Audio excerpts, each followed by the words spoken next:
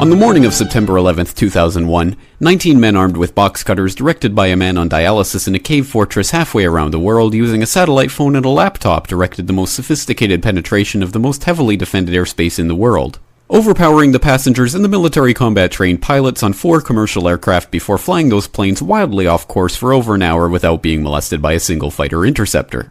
These 19 hijackers, devout religious fundamentalists who like to drink alcohol, snort cocaine, and live with pink-haired strippers, managed to knock down 3 buildings with 2 planes in New York, while in Washington a pilot who couldn't handle a single-engine Cessna was able to fly a 757 in an 8,000-foot descending 270-degree corkscrew turn to come exactly level with the ground, hitting the Pentagon in the budget analyst office where DoD staffers were working on the mystery of the $2.3 trillion that Defense Secretary Donald Rumsfeld had announced missing from the Pentagon's coffers in a press conference the day before, on September 10th, 2001.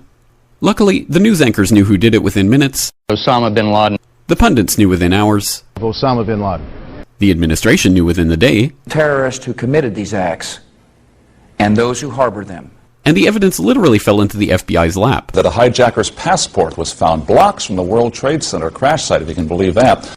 But for some reason, a bunch of crazy conspiracy theorists demanded an investigation into the greatest attack on American soil in history. That investigation was delayed, underfunded, set up to fail, a conflict of interest, and a cover-up from start to finish. It was based on testimony extracted through torture, the records of which were destroyed. It failed to mention the existence of WTC-7, Able Danger, P-TECH, Sibel Edmonds, OBL and the CIA, and the drills of hijacked aircraft being flown into buildings that were being simulated at the precise same time that those events were actually happening. It was lied to by the Pentagon, the CIA, the Bush administration, and as for Bush and Cheney, well, no one knows what they told it because they testified in secret, off the record, not under oath, and behind closed doors. It didn't bother to look at who funded the attacks because that question is ultimately of little practical significance. Still, the 9/11 Commission did brilliantly answering all of the questions the public had, except most of the victims' family members' questions, and pinned blame on all the people responsible, although no one so much as lost their job, determining the attacks were failure of imagination. Because Nobody in our government, at least, and I don't think the prior government that could envision flying airplanes into buildings. Except the Pentagon, FEMA, NORAD, and the NRO. The DIA destroyed 2.5 terabytes of data on Able Danger, but that's okay because it probably wasn't important. The SEC destroyed their records on the investigation into the insider trading before the attacks, but that's okay because destroying the records of the largest investigation in SEC history is just part of routine record keeping. NIST has classified the data that they used for their model of WTC-7's collapse, but that's okay because knowing how they made their model of the collapse would jeopardize public safety.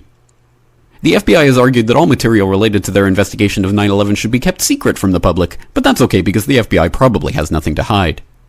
This man never existed, nor is anything he had to say worthy of your attention, and if you say otherwise, you are a paranoid conspiracy theorist and deserve to be shunned by all of humanity. Likewise him, and her. And her, and her, and him. Osama bin Laden lived in a cave fortress in the hills of Afghanistan, but somehow got away. Then he was hiding out in Tora Bora, but somehow got away. Then he lived in Abbottabad for years, taunting the most comprehensive intelligence dragnet employing the most sophisticated technology in the history of the world for a decade, releasing video after video with complete impunity and getting younger and younger as he did so, before finally being found in a daring SEAL team raid which wasn't recorded on video, in which he didn't resist or use his wife as a human shield, and in which these crack special forces operatives panicked and killed this unarmed man, supposedly the best source of intelligence about those dastardly terrorists on the entire planet. Then they dumped his body in the ocean before telling anyone about it. Then a couple dozen of that team's members died in a helicopter crash in Afghanistan. This is the story of 9/11, brought to you by the media which told you the hard truths about his head could be seen to move violently forward. And they took the babies out of the incubators. And mobile production facilities. And the rescue of Jessica Lynch. If you have any questions about this story, you are a batshit paranoid tinfoil dog-abusing baby hater and will be reviled by everyone.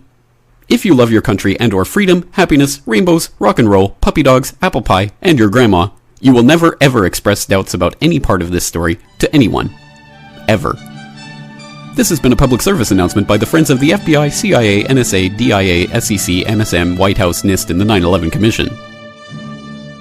Because ignorance is strength.